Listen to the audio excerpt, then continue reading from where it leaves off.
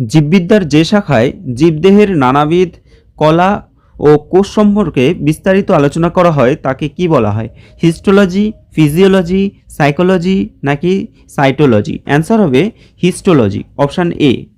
পরের প্রশ্ন, চিকিৎসাবিদ্যার যে শাখায় জীবদেহের বিভিন্ন রোগের প্রকৃতি, লক্ষণ এবং কারণ সম্বন্ধে আলোচনা করা হয় তাকে কি বলা হয়?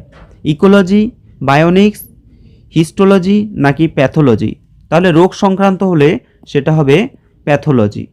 পরের প্রশ্ন, জীববিদ্যার যে শাখায় ভ্রূণের গঠন ও বিকাশ সম্পর্কে আলোচনা করা হয় তাকে কি বলা হবে? প্যালিওন্টোলজি, প্যাথোলজি, এমব্রায়োলজি নাকি ইকোলজি? তো ভ্রূণের গঠন হলে সেটা হবে এমব্রায়োলজি, অপশান সি। পরের প্রশ্ন, জীববিদ্যার যে শাখায় পরজীবী উদ্ভিদ ও প্রাণী সম্পর্কে আলোচনা করা হয় তাকে কি বলা হবে?